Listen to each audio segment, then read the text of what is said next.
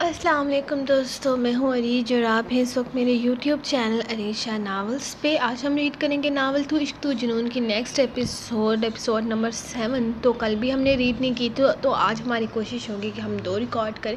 تو let's start. وہ گھر واپس آیا تو دادی کو کافی خوش اور پرسکون پایا۔ جی تو کون سی لڑکی کو رکھا ہے آپ نے نوکری پر؟ وہ ان کے سامنے بیٹھتے ہوئے پوچھنے لگا۔ آج کل وہ کھانا ان کے ساتھ ان کے کمرے میں ہی کھا رہا تھا۔ لڑکیاں تو ساری بہت اچھی اور بہت قابل تھی، لیکن جو مجھے سب سے زیادہ اچھی لگی اسے میں نے رکھ لیا۔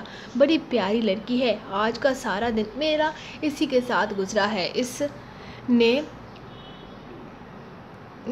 اس نے اور بہت زیادہ خیال بھی رکھا ہے۔ اسے یاد کرتے ہوئے دادی کے چہرے پر مسکراہٹ آ گئی۔ چلے یہ تو بہت اچھی بات ہے۔ کہاں تک پڑھی ہے اور اس سے پہلے کہاں جاب کر چکی ہے؟ کوئی ایکسپیرینس ہے اسے پہلے نرسنگ کا؟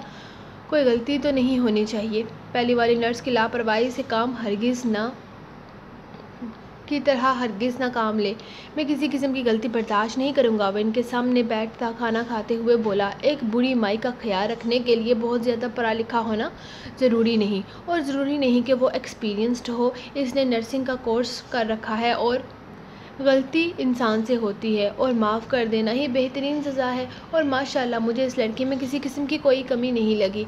مجھے تو لگا جیسے میری اپنی بیٹی میرا خیال رکھ رہی ہو۔ دادی دل سے بولی۔ دادی آپ آج کل کی لڑکیوں کو نہیں سمجھتی، بہت ہی شاطر اور چلاک ہوتی ہیں، ایسے ہی باتوں میں اپنے سارے کام نکلوا لیتی ہیں۔ ہمیں خود ہمارا اپنا خیال رکھنا پڑتا ہے۔ آپ کو اس کی باتوں میں آنے کی ضرورت نہیں ہے، اور وہ ایکسپیرینس ہونی چاہیے، کم از کم اسے تجربہ تو ہو۔ اللہ نہ کرے کہ آپ کی طبیعت خراب ہو تو کچھ امداد تو کرنا چاہیے اسے۔ کسی کو بھی اٹھا کر نوکری پر نہیں رکھ لینا۔ ایک بات آپ میری اچھی طرح سے سمجھ لیے، سب سے زیادہ ضروری ایجوکیشن ہوتی ہے، اور پھر اس کے بعد اہم ہوتا ہے نرسنگ کا کورس، اور پھر تجربہ۔ ان سب چیزوں کی بنا پر ہی نوکری دی جاتی ہے۔ اگر اس لڑکی میں تینوں چیزوں کی کمی ہے تو وہ ہرگز اس نوکری کے قابل نہیں ہے۔ مجھے آپ کے لیے کسی ایسی لڑکی کی ضرورت ہے جو آپ کے لیے مددگار ثابت ہو۔ کم از کم میں آپ کی زندگی اس کا پہلا تجربہ نہیں بنانا چاہتا۔ وہ کھانے سے ہاتھ کھینچ کر بے حد سنجیدگی سے بول رہا تھا۔ اس کے لہجے سے لگ رہا تھا کہ یقیناً انہوں نے کسی پر ترس کھا کر یا کسی کی باتوں میں آ کر کسی کو نوکری پر رکھ لیا ہے، اور اگر ایسا تھا تو ایسا بالکل بھی کسی لڑکی کو برداشت نہیں کر سکتا تھا۔ اسے دادی کی صحت کی بے حد فکر تھی، اسے دادی بے حد عزیز تھی، اور وہ انہیں کھونے کے بارے میں سوچ بھی نہیں سکتا تھا۔ غلط ہو تم دانش بیٹا، ایک نرس کو نوکری پر رکھنے کے لیے سب سے اہم ہوتا ہے اس کی انسانیت۔ ایک ڈاکٹر یا نرس کے اندر اگر انسانیت نہ ہو تو وہ کبھی بھی ایک کامیاب انسان نہیں بن سکتا، اور جس لڑکی کو میں نے نوکری پر رکھا ہے اس کے اندر انسانیت میں بہت پہلے دیکھ چکی ہوں۔ ایک بات یاد رکھنا، اگر تمہاری دادی زندہ ہے تو صرف اس لڑکی کی وجہ سے۔ اگر اس دن وہ میری جان نہ بچاتی تو مجھے وقت پر ہسپتال نہ لے کر جاتی تو اب تک میں مر چکی ہوتی، اور تم اپنی دادی کے لیے شاید رو رہے ہوتے۔ وہ اسے دیکھتے ہوئے سنجیدگی سے بولے تو دانش ان کا چہرہ دیکھنے لگا۔ اس طرح کی باتیں کیوں کر رہی ہیں آپ؟ آپ کو کچھ نہیں ہوگا، اور نہ ہی میں آپ کو کچھ ہونے دوں گا۔ ویسے لڑکی ہے کون جس نے آپ کی جان بچائی؟ یہ وہی لڑکی تو نہیں جو اس دن ہسپتال میں مجھ سے ملی تھی؟ داؤد نے ملوایا تھا مجھے اس سے۔ داؤد نے کہا تھا کہ اس نے آپ کو ہسپتال پہنچایا ہے۔ کیا نام تھا اس کا؟ وہ ذہن پر زور دیتا ہوا نام سوچنے لگا۔ پریا ناصر۔ دادی نے فوراً نام ادا کیا، اسے فوراً ہاں میں سر ہلایا۔ وہ بولا کچھ بھی نہیں، آج صبح ہی تو وہ لڑکی اس سے ٹکرائی تھی۔ اسے اپنے گھر میں دیکھ کر اس کی آنکھوں میں غصہ اتر آیا تھا۔ وہ اس لڑکی کو بلا نہیں سکتا تھا، ہسپتال میں اس نے اس کی انسلٹ کی تھی۔ اسے اس کی لڑکی کی باتیں بھولی نہیں تھی، ہاں، لیکن وہ دوبارہ کبھی اس کی شکل نہیں دیکھنا چاہتا تھا۔ دادی کا انداز بتا رہا تھا کہ انہیں وہ لڑکی بے حد پسند ہے۔ اسے دادی کی جان بچائی تھی، اور اس کے لیے ان سے زیادہ اہم اور کچھ بھی نہیں تھا۔ اس دن اسے پیسے لینے سے وہ صاف انکار کر چکی تھی، کیونکہ باقول اس کی وہ انسانیت نبھا رہی تھی۔ جو بھی تھا وہ ایک عام سی لڑکی کو اپنی سوچوں پر سوار نہیں کر سکتا تھا۔ اس کے ہونے یا نہ ہونے سے دانش کو کوئی فرق نہیں پڑتا تھا۔ اگر وہ یہاں نوکری کر رہی تھی تو شوق سے کرے، دانش کے ساتھ اس کا کوئی تعلق نہیں تھا، ہاں، لیکن وہ دادی کے معاملے میں کسی قسم کی غلطی کرتی تو وہ اسے نوکری سے نکالنے کا حقدار تھا، بلکہ وہ تو سزا دینے کا بھی حقدار تھا۔ دادی کے معاملے میں اگر آج کل وہ آج کل بہت ٹچی ہو گیا تھا. اسے ہر چیز پرفیکٹ چاہیے تھی. دادی کی صحت پر وہ کسی طرح کا رسک نہیں لے سکتا تھا. اسے ایک ملاقات پر وہ پریا کو جتنا سمجھا تھا اسے اندازہ تو ہو چکا تھا کہ وہ لڑکی دادی کی طبیعت میں بالکل لاپرواہی نہیں کرے گی. اگر وہ ایک راہ چلتی انسان کی مدد کے لیے اتنا کچھ کر سکتی تھی تو یہاں وہ نوکری کر رہی تھی. یہاں تو اسے اپنی تمام خدمات پیش کرنی تھی. چلے ٹھیک ہے، جیسی آپ کی مرضی. مجھے بھی آپ کے کانوں سے پھر بھی آپ اس کے کانوں سے نکال دیجیے گا کہ اس کی کسی بھی غلطی کو معاف نہیں کیا جائے گا، وہ سمجھا رہا تھا. اور دوسری بات، میرے گھر آنے سے پہلے وہ گھر چلی جائے تو بہتر ہے. آپ کے علاوہ اس گھر میں اور کسی عورت کا وجود میں برداشت نہیں کر سکتا. اس کے لہجے میں بلا کی سنجیدگی تھی. دادی نے صرف ہاں میں سر ہلایا. اب اس بات پر وہ اس سے بحث تو ہرگز نہیں کرنا چاہتی تھی. میں اپنے کمرے میں چلتا ہوں، آپ آرام کریں. وہ ان پر کمبل درست کرتا فکر مندی سے بولا اور دامش کا انداز انہیں بےحد اچھا لگا تھا. کل تک اسے کسی کی پرواہ نہیں تھی، کم از کم آج وہ ان کی پرواہ تو کرتا تھا، ان کے ساتھ وقت گزارتا تھا، ان کے لیے فکر مند رہتا تھا. دادی نے مسکرا کر اسے دعا دی اور اس کا ماتھا چومتے ہوئے اسے شبہ خیر کہا. اس ہارٹ اٹیک کے بعد انہوں نے اس میں واضح تبدیلی محسوس کی تھی. وہ بہت بدل چکا تھا. اس کا ہر وقت چیخنا چلانا، ملازموں پر غصہ کرنا، آدھی رات تک گھر سے باہر رہنا، شراب پینا، تقریباً وہ ہر چیز ترک کر چکا تھا. اب وہ نہ صرف گھر پر وقت پر آ جاتا تھا بلکہ حرام نشہ بھی چھوڑ چکا تھا. اس نے کتنے دن کے لیے چھوڑا تھا یہ تو وہ نہیں جانتی تھی، لیکن فی الحال وہ بے حد پرسکون تھی. ان کا دامش بہت بدل چکا تھا. اب اس کی سوچ بھی بدل جائے. ہو سکتا ہے اب ان کے خواب پورے ہونے کا وقت آ گیا. ہو سکتا ہے دامش اپنی زندگی میں آگے بڑھنے کے بارے میں سوچے. اسے کامیابی چاہیے تھی. اپنے باپ سے زیادہ پیسہ کمانا چاہتا تھا، اپنے باپ سے زیادہ نام کمانا چاہتا تھا، اپنے باپ سے زیادہ شہرت چاہتا تھا. اسے سب کچھ مل چکا تھا. اب وہ اپنے باپ کو ہرا کر سکون محسوس کرتا تھا. اسے وہ سکون مل چکا تھا. اسی لیے دادی کے حساب سے اب اسے بدل جانا چاہیے کہ یہ ہار جیت چھوڑ کر اپنی زندگی میں آگے بڑھنے کی کوشش کرنی چاہیے. اب اسے اپنی زندگی کے بارے میں سوچنا چاہیے. وہ تو کئی سالوں سے اسے شادی کے لیے فورس کر رہی تھی، لیکن اسے عورت کے وجود سے اتنی نفرت تھی کہ وہ اس بات کو برداشت ہی نہیں کر پاتا تھا. یہ الفاظ بھی کہ کوئی اس کے سامنے یہ الفاظ بھی کہہ دیتا کہ وہ شادی کر لے. دادی نے تو کتنی ہی بار باتوں میں اسے شادی کی طرف متوجہ کرنے کی کوشش کی تھی، لیکن اس کا یہی جواب تھا. عورت کے وجود سے اسے سوائے درد کے اور کچھ بھی نہیں ملا. اس کی ماں طلاق کے چند دن بعد ہی کسی انگریز کی بیوی بن کر ہمیشہ کے لیے اس سے دور ہو گئی، اور پھر اس کی سوتیلی ماں خود ایک طوائف تھی جس نے کبھی اس میں ماں کا لمس محسوس تک نہیں کرنے دیا. اور اس کی بہن ایک طوائف کے باطن سے پیدا ہوئی. وہ اسے ہرانے کی ہر ممکن کوشش کر ڈالی، اسے نیچا دکھانے کے لیے اس حد تک گر گئی کہ اسے اس کے ایک عزیز دوست کی گرل فرینڈ بننے سے بھی پیچھے نہ ہٹی. اس نے زندگی کے ہر قدم پر اور ذات سے صرف نفرت کی تھی، اور سب سے زیادہ نفرت اسے اپنے ہی خاندان میں موجود عورتوں سے تھی. دادی کی یہ بات کبھی مکمل ہی نہیں ہونے دیتا تھا، لیکن آج پریا کو دیکھ کر دادی کے دماغ میں ایک بار پھر سے دامش کی شادی کی سوچ شروع ہو گئی تھی. انہیں لگا کہ پریا ہی وہ لڑکی ہے جو دامش کو اس کی تنہائی اندھیروں سے نکال کر روشنی میں لا سکتی ہے. پریا کا انداز، اس کی فکر مندی، اس کی شرم و حیا، اس کی پاکیزگی، اس کے چہرے کا نور، ایک چیز نے انہیں اس کی طرف متوجہ کر دیا تھا. وہ ایک ہی دن میں انہیں بے حد عزیز ہو گئی تھی. ان کے پاس بس میں ہوتا تو وہ ایک ہی دن میں اسے اپنی بہو بنا کر لے آتی، لیکن یہ ان کے بس سے باہر تھا. وہ چاہے کتنی ہی کوشش کیوں نہ کر لیتی، دامش کبھی بھی شادی کے لیے تیار نہیں ہو سکتا تھا. لیکن اب وہ فیصلہ کر چکی تھی، اس بار وہ پیچھے نہیں ہٹیں گی. وہ ہر بار دامش کی ضد کے سامنے ہار جاتی تھی، لیکن اس بار دامش کو ہارنا تھا. پریا کے لیے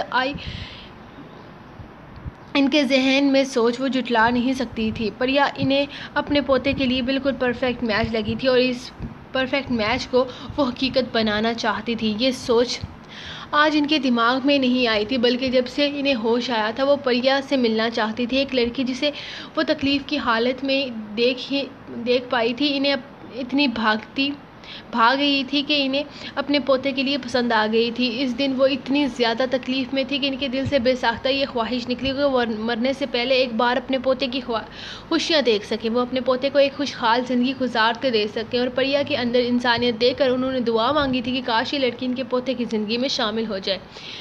ان کی طبیعت کچھ ٹھیک ہوئی تو وہ داؤد سے اکثر اس لڑکی کے بارے میں پوچھنے لگی. داؤد کو جتنا بھی اس لڑکی کے بارے میں پتا تھا وہ سب کچھ بتاتا رہا، اور پھر اس نے بتایا کہ کل انٹرویو دینے کے لیے وہ لڑکی بھی آئی ہے جس نے ان کی جان بچائی ہے. پھر کیا تھا انہیں لگا کہ اللہ بھی ان کے ساتھ ہے اور پھر وہ بھی یہی چاہتا ہے جو ان کی خواہش ہے۔ انہوں نے داؤد کو پہلے ہی بتا دیا تھا کہ وہ اس نوکری کے لیے اسی لڑکی کو سلیکٹ کریں گی،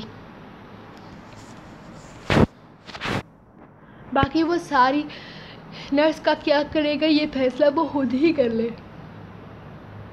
یقیناً وہ ساری بھی بہت زیادہ قابل ہوں گی لیکن ان کے لیے پریا ہی کافی تھی۔ یہی وجہ تھی کہ داؤد بھی اسی کا انتظار کرنے لگا۔ وہ سب سے لیٹ آئی تھی، شاید ٹرانسپورٹ کا کوئی مسئلہ تھا اور اسے یہ نوکری مل گئی تھی۔ اس کی خوشی کی کوئی انتہا نہ تھی۔ داؤد بھی اسے دیکھ کر بہت مسکرا دیا۔ یہ لڑکی جب بھی اس سے ملتی تھی اس نے اسے امپریس ہی کیا تھا۔ بہت بہادر لڑکی تھی اور یہ لڑکی یہ نوکری بھی ڈیزرو کرتی تھی۔ اسے یقین تھا وہ دادی کا بہت خیال رکھے گی، لیکن دادی کے دماغ میں کیا چل رہا تھا اسے بالکل بھی اندازہ نہیں تھا، جبکہ دادی اب صرف اللہ سے دعا مانگ رہی تھی جس نے ان کے لیے اتنی آسانیاں پیدا کر دی تھی اور آگے کا راستہ بھی ضرور آسان کر دے گا۔ وہ کمرے میں آیا تو اس کا فون بج رہا تھا۔ اس کے ایک عزیز پرانے دوست اسامہ کی کال آ رہی تھی۔ کبھی یہ دوست اس کے لیے بہت اہم ہوا کرتا تھا لیکن آج اسے اس سے چڑ محسوس ہو رہی تھی کیونکہ اس دوست کے ساتھ بھی مہرش کی ذات جڑی ہوئی تھی۔ وہ مہرش سے اتنی نفرت کرتا تھا کہ اسے یاد تک نہیں کرنا چاہتا تھا، اور اسامہ سے تو وہ اپنا تعلق 2 سال پہلے ہی ختم کر چکا تھا۔ اسے لگا تھا مہرش صرف اور صرف اسے نیچا دکھانا چاہتی ہے، اسے جیتنا چاہتی ہے، لیکن وہ اس سے اتنی نفرت کرتی تھی کہ اس نے اپنے آپ کو گرا لیا۔ اسے ہرانے کے لیے وہ اس کے دوست کی گرل فرینڈ بن گئی تھی۔ اسے زندگی میں سب سے زیادہ شرمندگی اسی بات پر ہوئی تھی جب بڑی محفل میں اسامہ نے اس سے کہا تھا کہ بہت جلد میں تیرا بہنوئی بننے والا ہوں، اور ایسا کرنے کے لیے اسے مہرش نے کہا تھا۔ اس نے اسامہ سے ہر قسم کا تعلق ختم کر دیا۔ وہ ایسے دوست رکھنا ہی نہیں چاہتا تھا، اور یہ بھی حقیقت تھی کہ داؤد کے علاوہ اس کا کوئی بھی دوست اتنا عزیز نہ تھا۔ داؤد اس کی زندگی کے بارے میں سب کچھ جانتا تھا۔ مہرش نے جب اسامہ کو اپنی طرف متوجہ کرنے کی کوشش کی تو اسامہ نے اسے بہت سمجھایا کہ وہ صرف اور صرف اسے ہرانے کے لیے گیم کھیل رہی ہے، لیکن اسامہ نے کہا کہ وہ اپنی بہن سے اس حد تک نفرت کرتا ہے کہ اس کے خلاف جھوٹی باتیں بناتا ہے۔ اس نے اسامہ سے تعلق ختم کیا تو مہرش بھی اپنی ہار سمجھ کر اس سے الگ ہو گئی۔ اسے ایسے انسان سے کوئی تعلق نہیں رکھنا تھا جس کا دانش سے کوئی واسطہ نہ ہو۔ بعد میں اسامہ اس سے ملنے بھی آیا تھا، لیکن اسے ایسے دوست کی ضرورت نہ تھی جو دوست پر یقین کرنے کے بجائے کسی دوسرے پر بھروسہ کر کے دوستی ختم کر دے۔ اسامہ کے ساتھ تعلق جوڑ کر مہرش بہت پچھتائی تھی۔ اسامہ ایک بہت اوپن مائنڈڈ قسم کا انسان تھا۔ اس کی نظر میں گرل فرینڈ بوائے فرینڈ کے بیچ کسی قسم کی کوئی شرم و حیا یا پردہ داری نہیں ہوتی۔ وہ اس سے ہر طرح کا تعلق قائم کرنا چاہتا تھا۔ یہی وجہ تھی کہ مہرش نے وقت رہتے خود کو اس سے ہر قسم کا تعلق ختم کر دیا۔ اس کا مقصد صرف اور صرف دانش کو بے عزت کرنا تھا، اس کا سر جھکانا تھا۔ اسامہ اس کے لیے فائدہ مند ثابت نہیں ہوا تو اس نے خود ہی اسامہ سے ہر رشتہ توڑ دیا۔ نہ جانے کتنی بار اس کا فون بجا پھر بند ہو گیا۔ اس نے بالکل بھی پرواہ نہیں کی تھی، جس سے تعلق ہی نہیں اس کی پرواہ کیا کرنی۔ اپنا فون سائلنٹ پہ لگا کر اس نے ایک طرف پھینکا اور بیڈ پر ڈھیر ہو گیا۔ اپنے دماغ سے ہر طرح کی سوچیں نکال کر اس نے اپنی آنکھیں موند لی۔ تھوڑی ہی دیر میں وہ گہری نیند میں اتر چکا تھا۔ وہ بے فکر ہو کر سو گیا۔ کل کی میٹنگ 11 بجے کی بات ہونی تھی اور وہ دادی کے ساتھ تھوڑا وقت گزار سکتا تھا۔ دادی بھی اسے گھر پر دیکھ کر خوش ہو جائیں گی۔ ابھی پریا ناشتہ کر کے فارغ ہوئی تھی جب ڈرائیور اسے لینے آ گیا۔ اسے آ کر بتایا کہ دادی اس کا بے چینی سے انتظار کر رہی ہیں۔ اسے یہاں کل چھوڑنے بھی رضوان ہی آیا تھا اور آج صبح لینے بھی وہی آیا تھا، کیونکہ دادی جانتی تھی کہ رضوان کے ساتھ اس کی جان پہچان ہو چکی ہے تو دادی نے رضوان کو ہی یہ کام دیا تھا۔ رضوان بھی اسے اپنی بہن کی طرح سمجھتا تھا۔ رضوان کے برے وقت میں اس نے اس کا بہت ساتھ دیا تھا۔ اگر وہ وہاں نہ ہوتی تو رضوان اکیلے وہ کبھی بھی ہینڈل نہیں کر پاتا۔ وہ اس کا بے حد شکر گزار تھا۔ بابا کو میڈیسن دے کر وہ اس کے ساتھ گاڑی میں آ بیٹھی۔ ایک اور نئے دن کی شروعات ہو چکی تھی۔ کام تو وہ سارے کل ہی سمجھ چکی تھی، اچھی طریقے سے ذہن نشین بھی کر لیا تھا تاکہ اس سے کسی بھی قسم کا کوئی مسئلہ نہ ہو۔ وہ نہیں چاہتی تھی کہ میڈم کو اس سے کسی بھی قسم کی کوئی شکایت ہو۔ وہ اپنا سارا کام بہت ایمانداری سے کرنے والی تھی۔ اسے یقین تھا میڈم کو اس کا کام بے حد پسند آئے گا۔ کل کی طرح گاڑی انہی راستوں سے گزری تو اسے کل کی تھکاوٹ یاد آ گئی۔ اتنی مشکل سے اس نے یہ راستہ طے کیا تھا اور یہ امیر لوگ گاڑی میں بیٹھ کر کیسے فوراً اپنی منزل تک پہنچ جاتے تھے۔ بھلا ہو میڈم کا جنہوں نے اس کے لیے پک اینڈ ڈراپ سروس رکھ دی تھی، ورنہ یقیناً آج بھی وہ کل کی طرح انہی سڑکوں کی ہاک چھان رہی ہوتی۔ گاڑی تیزی سے اس خوبصورت محل نما بنگلے میں داخل ہوئی اور اس کی منزل تک پہنچا دیا۔ وہ رضوان کا شکریہ ادا کرتے اندر کی جانب چلی گئی۔ یقیناً دادی اس کا انتظار کر رہی ہوں گی۔ کل کی طرح آج بھی بہت سارے ملازم ایک جیسی یونیفارم پہن کر اپنے اپنے کاموں میں مصروف تھے۔ اس نے اونچی آواز میں سلام کیا۔ کچھ لوگوں نے مسکرا کر اس کے سلام کا جواب دیا تو کچھ لوگ حیرانگی سے اسے دیکھتے رہ گئے۔ یقیناً ان کے لیے یہ بات بالکل نئی تھی کہ دانش کے علاوہ اس گھر میں کسی اور کی اتنی اونچی آواز گونجے۔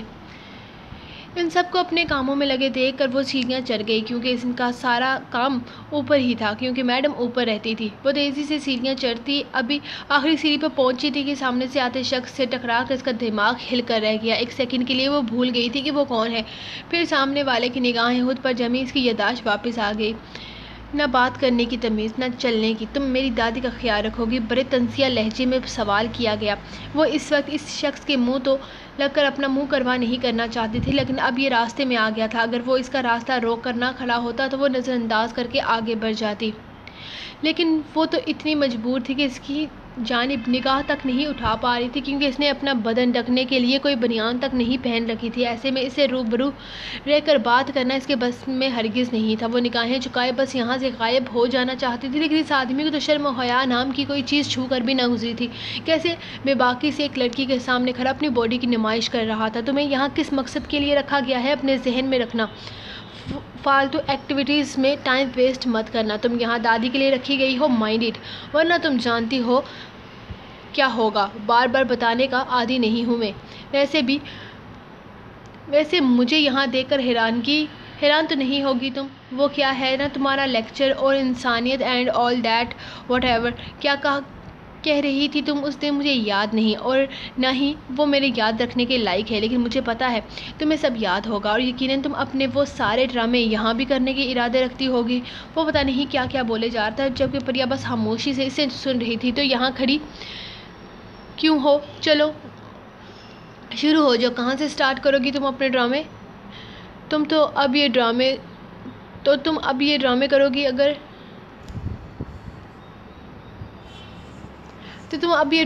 گی اگر تمہیں پتا ہوتا کہ تمہیں یہاں میری دادی کی دیکھ بھال کے لیے رکھا گیا ہے تو تم کبھی یہاں نہیں آتی۔ وہ سو کولڈ غیرت، تم جیسے تھرڈ کلاس لڑکیوں کی اوقات کو اچھے طریقے سے سمجھتا ہوں میں۔ اب تم ڈرامے کرو گی کہ تم جانتی ہی نہیں تھی کہ یہاں تمہیں میری دادی کا خیال رکھنے کی بات کی جا رہی ہے۔ وہ اس کی آنکھوں میں آنکھیں ڈالے ہوئے بولا تو پریا نے نفی میں سر ہلایا۔ میں نے آپ کو پہلے ہی بتا دیا تھا کہ مجھ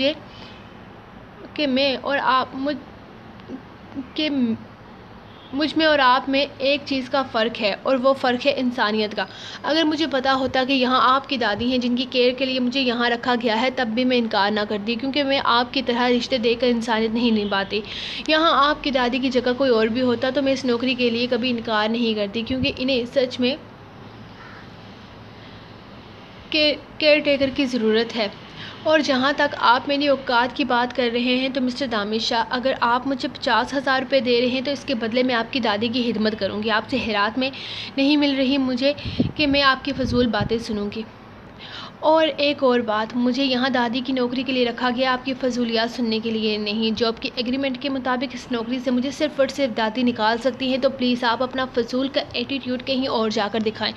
مجھے نہ تو آپ کی پرسنالٹی سے کوئی لینا دینا ہے اور نہ ہی آپ کے سکس پیک سے مجھے کوئی مطلب نہیں ہے، تو برائے مہربانی جا کر اپنی شرٹ پہن کر کسی اور کو اپنی باڈی دکھائیں۔ یہاں کوئی نہیں آہیں بھرنے والا بیٹھا۔ وہ ایک ہی لمحے میں اس کی سکس پیکس پر چوٹ کرتی وہاں سے نکلتی چلے گی، جبکہ دانش حیرانگی سے خراب تک یہ سوچ رہا تھا کہ یہ چنٹی جتنی لڑکی اسے اتنا کچھ سنا کر چلی گئی تھی اور وہ سنتا رہا تھا۔ اس لڑکی کی اتنی ہمت کہ مجھے اتنی ساری باتیں سنا گئی اور میں چپ رہا، میں نے کچھ نہیں کہا، کیونکہ اسے کیا لگتا ہے میں اسے نوکری سے نکال نہیں سکتا؟ میں دانش شاہ ہوں، میں جو چاہے کر سکتا ہوں۔ وہ بے حد غصے سے اس کے پیچھے جانے لگا جب داؤد کا فون آیا۔ ہاں داؤد بولو، وہ فون کان سے لگائے ہوئے کہنے لگا۔ فون اٹھانے سے پہلے کبھی السلام علیکم کہہ دو تو یقین کرو گفتگو خوشگوار ہو جائے، وہ اپنے انداز میں بولا۔ تو دانش نے آنکھیں گھمائی۔ یہ بتانے کے لیے فون کیا ہے؟ اسے سرد لہجے میں پوچھا داؤد۔ اس کے انداز سے اس کے غصے کو سمجھ گیا۔ اب کس بات پر غصہ آ رہا ہے تمہیں؟ وہ اپنی جو بات کرنے والا تھا ایک طرف رکھ کر اس سے پوچھنے لگا۔ وہ لڑکی تمہیں یاد ہے جو ہسپتال میں ملی تھی، جس نے دادی کو ہسپتال میں پہنچایا تھا؟ اس کے نخرے بات تو ایسے کرتی ہے جیسے میں نہیں بلکہ وہ اس گھر کی مالکن ہو۔ دل تو کر رہا ہے اس چنٹی جتنی لڑکی کو مسل کر رکھ دوں۔ کہتی ہے کہ میں اسے نوکری سے نکال نہیں سکتا، میں اسے ابھی کے ابھی اس نوکری سے فارغ کرنے جا رہا ہوں۔ زبان کیسے چلا رہی ہے وہ، دانش شاہ کو جانتی نہیں ہے۔ وہ بے حد غصے سے بولا تھا۔ اس کے کہنے پر داؤد پورا الرٹ ہو کر سمجھانے لگا، ریلیکس میرے یار، ریلیکس، کیا ہو گیا ہے تجھے؟ دادی نے اس لڑکی کو خود پسند کر کے رکھا ہے، ہر لڑکی کو انکار کر کے صرف اور صرف اسے سلیکٹ کیا ہے۔ اسے نوکری سے نکال کر تم دادی کو ہرٹ نہیں کر سکتے، سمجھے؟ سمجھنے کی کوشش کرو، دادی کو برا لگے گا، اور فی الحال ہمیں وہ کرنا چاہیے تو جو دادی کو اچھا لگے۔ ہم دادی کو کسی بھی قسم کی تکلیف نہیں دے سکتے۔ اگر تم پریا کو نوکری سے نکال دو گے تو کیا سوچے گی دادی کہ ان کی پسند کی کوئی اہمیت ہی نہیں ہے، تو ان سے سلیکٹ کروایا ہی کیوں تھا؟ داؤد اسے بے ڈنگی سی وجہ بتانے پر پریا کو بتانے لگا تاکہ وہ پریا کو نوکری سے نہ نکالے۔ یار کیا بکواس کر رہے ہو؟ دادی کو میں سمجھا لوں گا، وہ میری دادی ہیں، میں انہیں سنبھال سکتا ہوں، انہیں بتا سکتا ہوں کہ وہ بے وقوف بدتمیز لڑکی مجھے بالکل بھی پسند نہیں ہے، اور جب اس کی بد زبانی کے بارے میں انہیں بتاؤں گا تو وہ خود ہی اسے نکال دیں گی۔ وہ فوراً بولا، ہاں یہ تو ہے، بتا دو، وہی کریں گی جو تم چاہتے ہو، وہ تو ہمیشہ سے ہی وہی کرتی آئی ہیں۔ لیکن ذرا سوچو تو صحیح، دادی نے اپنی پسند سے لڑکی سلیکٹ کی ہے، اس طرح سے اچھا نہیں لگتا۔ دانش ہم ان کی سوچ کو ایک لڑکی کے ارد گرد گھومنے نہیں دے سکتے، ہمیں دادی کو ٹھیک کرنا ہے، جلد سے جلد انہیں ٹھیک ہونا ہے، اور انہیں ٹھیک کرنے کے لیے ہمیں تھوڑا بہت کمپرومائز تو کرنا پڑے گا۔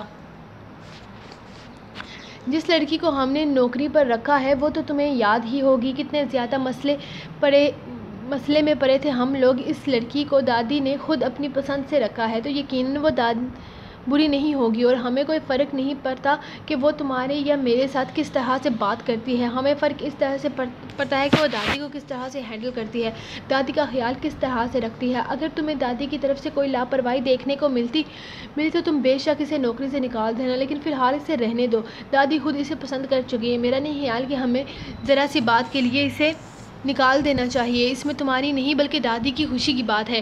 وہ اسے سمجھاتے ہوئے بولا، اب پتہ نہیں وہ اسے سمجھا پایا تھا یا نہیں، لیکن فون بند کر دیا تھا۔ تھوڑی ہی دیر میں گھر میں ایک شور سا برپا ہو گیا۔ دانش کو آفس جانا تھا اور وہ اپنا سارا غصہ ملازموں پر نکال رہا تھا۔ پریا تو بے حد پریشانی سے دادی کو دیکھنے لگی، جبکہ دادی بالکل ریلیکس ہو کر اسے بتا چکی تھی کہ ان کے پوتے کا دماغ خراب ہو چکا ہے، بالکل فکر کرنے کی ضرورت نہیں ہے، جب اس کا دماغ خراب ہوتا ہے تب وہ ایسی ہی حرکتیں کرتا ہے۔ دادی کے منہ سے ان کے پوتے کی ایسی تعریف سن کر وہ کھلکھلا کر ہنستی تھی، اور پھر تھوڑی دیر پہلے ہونے والے قصے کو فل مسالہ لگا کر بتایا، جس پر دادی بھی منہ کھولے حیرت سے اسے دیکھنے لگی۔ ان کے پوتے کے سامنے آواز اٹھانے کی ہمت کون کر سکتا تھا، لیکن یہاں تو پریا تھی جو انہیں بے حد پسند تھی۔ ابھی تو وہ جانتی تک نہیں تھی کہ دادی اس کے بارے میں کیا کیا سوچے ہوئے ہیں، بس وہ اپنی ہی مستی میں مگر اپنے کام سے کام رکھنے والی لڑکی تھی۔ دادی نے بس ایک ذرا سی خواہش کی تھی، نہ جانے اسے پورا ہونا بھی تھا یا نہیں۔ دانش اتنی انسلٹ کے بعد رات دادی کے پاس بھی آیا تھا ان کی چہکتی کی شکایتیں لگانے کے لیے، لیکن دادی نے کہہ دیا کہ وہ اس کا بہت زیادہ خیال رکھتی ہے اور وہ اسے بہت زیادہ پسند بھی ہے، اسی لیے بہتر ہوگا کہ تم اس کے سامنے ہی مت جاؤ۔ ویسے بھی وہ تمہارے آنے سے پہلے چلی جاتی ہے، کبھی کبھی تو تمہارے صبح جانے کے بعد آتی ہے۔ میں کوشش کروں گی کہ وہ تمہارے سامنے زیادہ نہ آئے، نہ تو وہ تمہارے سامنے آیا کرے گی اور نہ ہی تو اس سے کسی قسم کا کوئی مسئلہ ہوگا، بس اسے اس کا کام کرنے دو، تم اپنا کام کرو۔ دادی کی طرف سے صاف جواب مل گیا تھا، یعنی کہ دادی اسے نکالنے کا کوئی ارادہ نہیں رکھتی تھی۔ داؤد کی باتیں اسے بالکل ٹھیک لگ رہی تھی، وہ دادی کو پسند آ گئی تھی اور دادی کو تکلیف تو وہ بھی نہیں دینا چاہتا تھا، اسی لیے اس نے اس معاملے پر بالکل خاموشی اختیار کر لی تھی۔ اب وہ پریا کو دیکھنا تک پسند نہیں کرتا تھا، ان دونوں کی اپنی اپنی روٹین تھی، دونوں ایک دوسرے سے کوئی مطلب نہیں تھا۔ پریا اگر اس کے گھر پر ہوتے ہوئے صبح پہنچ جاتی تو یقیناً یہی کوشش کرتی کہ اس کے سامنے بھی نہ جائے۔ اس بد دماغ، بے عقل، بدتمیز اور نہ جانے کتنے ہی نام دے چکی تھی، جبکہ دانش تو اسے دیکھتے ہی چہرہ پھیر لیتا تھا جیسے اس سے زیادہ بیکار چیز اس دنیا میں کوئی موجود ہی نہ ہو۔ لیکن پریا کو بھی کوئی خاص فرق نہیں پڑتا تھا، اس کے رویے سے اسے برا لگتا تھا۔ وہ جس انداز میں اسے نظر انداز کرتا تھا، اسی انداز میں پریا کی طرف سے بھی نظر اندازی کا ہی سامنا کرنا پڑتا، لیکن اس کے انداز پر دانش کو واپس غصہ آ جاتا تھا۔ اس کی اتنی اوقات کہ وہ دانش شاہ کو اگنور کرے، وہ ایک سیکنڈ میں اسے اس کی اوقات یاد کروا سکتا تھا، لیکن وہ ایسا نہیں کرتا تھا کیونکہ وجہ اس کی دادی تھی۔ وہ انہیں کسی بھی قسم کی کوئی تکلیف نہیں دینا چاہتا تھا، ورنہ ایسی لڑکیاں تو ہزاروں کی تعداد میں اس کے آگے پیچھے گھومتی تھی جنہیں وہ منہ لگانا پسند نہیں کرتا تھا۔ اسے یہاں ایک ہفتہ ہو چکا تھا۔ دادی کی نیچر کو وہ بہت اچھے طریقے سے سمجھ گئی تھی۔ دادی کے لیے سب سے اہم ان کے پودے تھے۔ ان کا پودا ہوتا تو وہ خود کو سنبھال لیتا تھا، لیکن ان کے پودے ان کے بغیر پروان نہیں چڑھ سکتے تھے۔ ایسے میں اس نے خود ہی ان کے پودوں کی حفاظت کرنا شروع کر دیا، کیونکہ پودوں کی وجہ سے وہ بہت زیادہ ٹینشن لیتی تھی، جس کی وجہ سے ان کی طبیعت خراب ہو سکتی تھی۔ اسی لیے اب وہ خود ہی ان کے پودوں کا خیال رکھنے لگی تھی۔ دادی کا اپنا تو زیادہ کام تھا ہی نہیں، صرف اور صرف وقت پر میڈیسن دینا اور ان سے باتیں کرنا تھا کہ وہ اکیلا محسوس نہ کریں۔ اس کے علاوہ بھی وہ ان کے ساتھ ہی رہتی تھی، کبھی نہ کوئی بات کرتی رہتی۔ اس کے بابا کہتے تھے باتیں کرنے میں وہ ماہر ہے، اور یہاں بھی وہ اپنا یہ ماہرانہ کام سر انجام دے رہی تھی۔ دادی کو اس کی باتیں بے حد پسند تھی، اور اب تو اس نے دادی کی سب سے بڑی پریشانی ختم کر دی تھی، ان کے پودوں کی حفاظت کرنا شروع کر دی تھی۔ ان کے بہت سارے پودے ایسے تھے جو دھوپ میں نہیں رکھے جا سکتے تھے، اور بہت سارے پودے ایسے جنہیں دھوپ لگوانا بے حد ضروری تھا۔ پہلے تو پریا کو یہ سمجھنے میں ہی کتنے دن لگ گئے کہ ایک جیسے بہت سارے پودے تھے، ان میں سے کچھ کو دھوپ میں رکھنا تھا اور کچھ کو چھاؤں میں، جس کی وجہ سے وہ کافی زیادہ کنفیوز ہو جاتی تھی۔ لیکن دادی نے بہت پیار سے اسے سمجھایا کہ کون سے پودے کہاں رکھنے ہیں۔ اب تو وہ کافی زیادہ سمجھ چکی تھی، اب تو وہ سب کچھ خود ہی سنبھال لیتی تھی۔ دادی بالکل ریلیکس ہو چکی تھی، وہ نیچے تو نہیں آ سکتی تھی، لیکن اپنے کمرے کی کھڑکی سے وہ اپنے پودوں کو دیکھ سکتی تھی، اور اگر کسی پودے میں کوئی کمی پیشی نظر آئے تو فوراً پریا کو بتا کر اسے ٹھیک بھی کروا دیتی تھی، کیونکہ دامش کا آرڈر تھا کہ جب تک دادی بالکل ٹھیک نہ ہو جائیں وہ نیچے والے کمرے میں شفٹ نہیں کیا جائے گا۔ وہ تو بچپن سے ہی اوپر والے کمرے میں رہتا تھا، اور اسے اپنا کمرہ بے حد عزیز تھا۔ اپنا کمرہ وہ چھوڑ نہیں سکتا تھا، لیکن دادی کو چھڑوا سکتا تھا۔ دادی کو تو وہ مجبور ہو کر اس کی بات ماننی پڑتی، کیونکہ اگر وہ ناراض ہو جاتا تو تین دن تک اپنی شکل تک نہیں دکھاتا تھا۔ کون تھا ان کا اس کے علاوہ یہی تو ان کے جینے کا سہارا تھا، جسے وہ ناراض کرنے کے بارے میں سوچ بھی نہیں سکتی تھی۔ وہ صبح ہی کام پر آ گئی، جبکہ وہ آفس جانے کو بالکل تیار تھا، لیکن وہ ابھی تک گیا نہیں تھا، کیونکہ اسے سمجھ نہیں آ رہا تھا کہ وہ اسے کیوں نہیں گیا تھا۔ اسے سمجھ نہیں آ رہا تھا، اسے نظر انداز کر کے وہ سیڑھیوں سے چڑھتے تو دامش نے اسے پکارا، سنو لڑکی، مجھے تم سے بات کرنی ہے، یہاں واپس آؤ۔ اس نے حکم دیا، میرا نام لڑکی نہیں پریا ناصر ہے، اور یہاں پر مجھے صرف دادی کی باتیں سننے اور ان کا خیال رکھنے کے لیے نوکری دی گئی ہے، ہر کسی کا آرڈر فالو کرنے کے لیے نہیں۔ Excuse me. اس کے انداز پر وہ جل کر بولی۔ اگلے ہی لمحے دامش غصے سے ٹیبل پر ہاتھ مارتا ٹیبل پر موجود ساری چیزیں نیچے گرا چکا تھا۔ اس کی حرکت نے پریا کے قدم وہی روک دیے۔ اس کا نازک سا دل بری طرح سے کانپا تھا، اسے امید نہ تھی کہ وہ اتنا شدید ری ایکشن دے گا۔ یو سلی گرل، میں تم سے بات کر رہا ہوں، اپنا یہ انداز خود تک محدود رکھو، ورنہ تمہیں یہاں سے چلتا کرنے میں مجھے ایک سیکنڈ نہیں لگاؤں گا۔ مجھے کوئی شوق نہیں ہے تم سے بات کرنے کا، میں تمہیں بلا رہا ہوں دادی کی خاطر۔ کیا لگتا ہے تمہیں میں دامشا تم سے بات کرنے کے لیے مرا جا رہا ہوں؟ کون سی آسمان سے اتری ہوئی تم حور ہو جو